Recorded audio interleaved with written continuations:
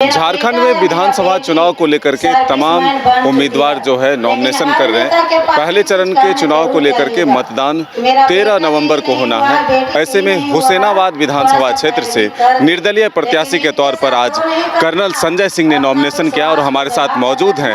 Nomination के बाद एक बड़ा सभा आयोजन किया गया। पहले हम अपने कैमरा पर्सन से कहेंगे कि वो तस्वीर दिखा दें कि कितनी तादाद में यहाँ पर लोगों का समर्थन उमड़ा है, भीड़ यहाँ पर जमा हुई है और सभी कर्नल संजय सिंह को अपना समर्थन देने के लिए यहाँ पर पहुँचे हैं। कितने गदगद हैं इस भीड़ और इस आशीर्वाद से?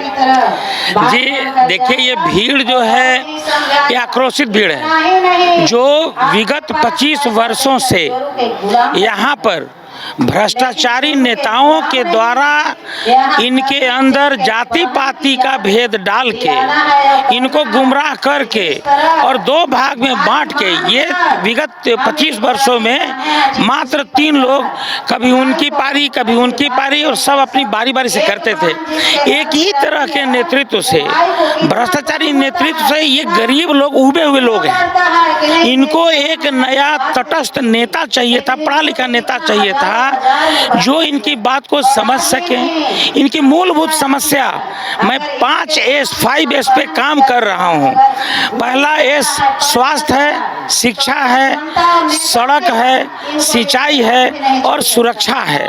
इन 5 एस पर ये पूरे जो विगत के जो प्रतिनिधि थे टोटल दे है फेल्ड, वो फेलियर है उनका। मेरे को कौन पूछता है यहाँ पे? मैं तो बॉर्डर पे लड़ने वाला सैनिक था। मैं जब मैं छुट्टी आता था लोग रोते थे कि हमारे विधानसभा क्षेत्र में कोई नेता नहीं है। भैया, सब इन लोग लूटने पाटने का काम कर रहे हैं। आप जानते हैं कि इसी में से एक दागी जो पुराने जनप्रतिनिधि विधायक रहे हैं उनके अगेंस्ट में ईडी में अभी भी केस चल रहा है, जिसको भारतीय जनता पार्टी ने हम जैसे लोगों को बाहर करके, उनको बाहर से जो एनसीपी के थे उनको बुला करके अपना टिकट दिया है। तो ये सारा जो आक्रोश देख रहे हैं ना, ये एक नया हुसैनाबाद का इतिहास लिखना चाहते हैं। और ये कोई चुनाव नहीं है, ये एक यहाँ पे लोगों के मान सम्मान का लड़ाई है। यहाँ पर जिस तरीके से लोग हुसैनाबाद का नाम करप्शन के साथ जोड़ दिए थे, उस करप्शन के स्टिग्मा को, वो टीका को, धब्बा को हटाने के लिए गरीब लोग यहाँ पर बैठे हुए हैं। क्या लगता है कि उस भ्रष्टाचार को छिपाने के लिए बीजेपी का दामन थामा है कमलेश सिंह ने? नहीं, बीजेपी का, आप यहाँ का इतिहास बीजेपी नहीं जानते हैं ना। बीजेपी के जो दूर बैठे नेता हैं, दिल्ली में बैठे, पासाम में बैठे, उनको यहाँ पर हुसैनाबाद के लोगों का जो राजनीतिक सेंसिटिविटी है वो नहीं पता है। आपको शायद नहीं पता है कि पहले भी ये ट्रायल किया गया था जब अवधेश सिंह राजद के नेता थे और ऐन मौके पर चुनाव से पहले भारतीय जनता पार्टी में लाया गया, 5वें स्थान पर रहे, 8000 वोट आया। इसी तरीके से यहाँ पर पार्टी बदल करके जिस तरीके से शिवपूजन मेहता जी ने बसपा से जाकर आंसू का जामन थाना 5वें पोजीशन पे चले गए। और ये यहाँ के लोग पार्टी पर भी बहुत ज़्यादा विश्वास नहीं करते हैं, यहाँ पे व्यक्ति लीडरशिप पर विश्वास करता है कि हमारा कौन सा ऐसा व्यक्ति है जो हमारा कल्याण करेगा। हमेशा एक नए व्यक्ति को पकड़ते हुए फेल हो जाता है। लेकिन मैं अभी चुनाव लड़ा नहीं था, 12 साल से काम कर रहा हूँ। 14 का चुनाव मेरे साथ हुआ, 19 का चुनाव मेरे सामने ही हुआ। मैंने चुनाव नहीं लड़ा। इन लोग के कहने पर, इन लोग के प्रेशर से आप क्यों नहीं चुनाव लड़ते? मैं समाज में काम कर रहा हूँ। बोले नहीं, आप चुनाव अगर नहीं लड़ोगे तो ये भ्रष्टाचारी फिर से चुनाव में आएंगे। कोई पढ़ा लिखा व्यक्ति, अच्छा व्यक्ति हमारे समक्ष नहीं रहेगा, हमारी मजबूरी रहेगी इसी में से किसी को चुन लेना, इसलिए आप चुनाव में आइए। इसीलिए मैं निर्दलीय प्रत्याशी के रूप में मैं चुनाव लड़ने के लिए ठाना है। ये एक हिस्ट्री यहाँ हो गया कि एक बार चुनाव किसी दल से जीत के आते हैं तो अगली बार दल ही बदल लेते हैं नेता। ये क्यों होता है? देखिए, ऐसा उनको ऐसा लगता है ना कि हम जिस पार्टी से जीते हैं, मान लीजिए एनसीपी से यहाँ पर कमलेश जी विधायक थे, उनको ऐसा लगा कि मैं एनसीपी से नहीं जीत पाऊंगा, मैं भारतीय जनता पार्टी का दामन थामूंगा तो भारतीय जनता पार्टी में पूरा वोट है, कैडर जीत जाएंगे। लेकिन यहाँ पर भारतीय जनता पार्टी चुनाव लड़ती रही। एक बार मात्र दशरथ कुमार सिंह ने मात्र 256 वोट से चुनाव जीतने का काम किया था। लेकिन उनको ऐसा लगता है कि चलो इस बार नहीं जीतेंगे तो अगली बार जीतेंगे। और 2 बार क्यों नहीं लगातार बनते हैं?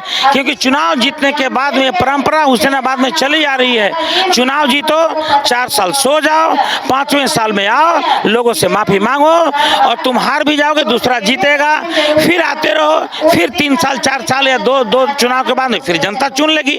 वही लोग हमेशा रिपीट कर रहे हैं। एक नया इतिहास इस बार शायद लिखा जाएगा।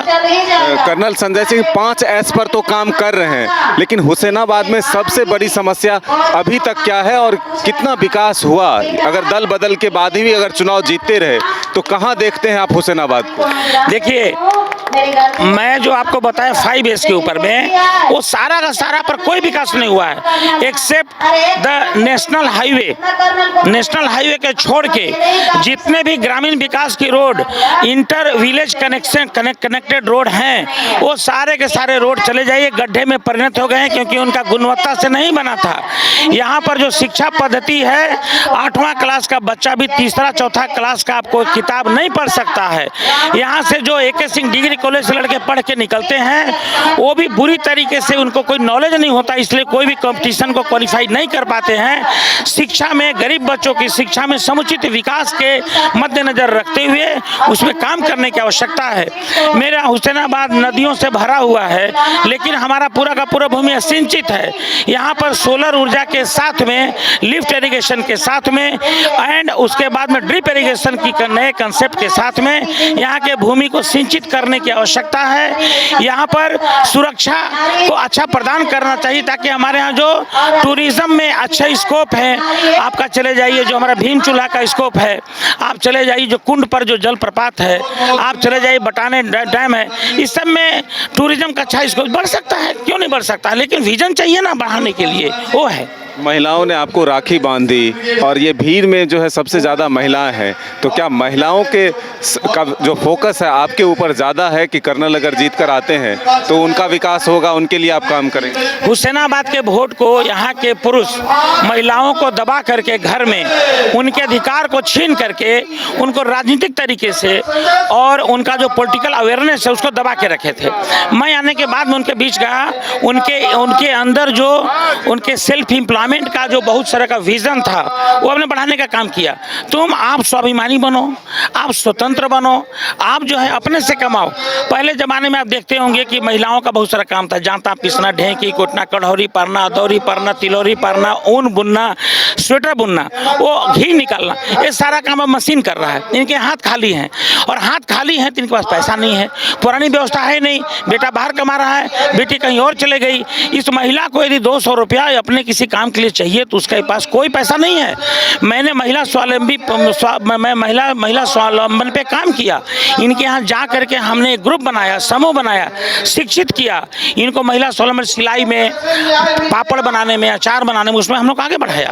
और महिलाओं को हमने बोला कि आप राखी बांधो, कोई तरह की अगर लीगल आवश्यकता हो, कोई तरह की आपको अगर फाइनेंशियल असिस्टेंस की आवश्यकता हो, मेरे से डॉक्टरी सलाह की आवश्यकता हो, मैं बता सकता हूँ कि अच्छा डॉक्टर कौन है, क्योंकि यहाँ सारे झोला छाप डॉक्टर हैं। इन्होंने मेरे ऊपर विश्वास किया और मैं जो रक्षाबंधन का कार्यक्रम करता हूँ, इनका विश्वास उससे बढ़ा है। विगत के 10 वर्षों में मैं इनके जो अपना वादे पे खरा उतरा हूँ, इससे विश्वास बढ़ा और विश्वास आपके सामने दिख रहा है, यही कारण है।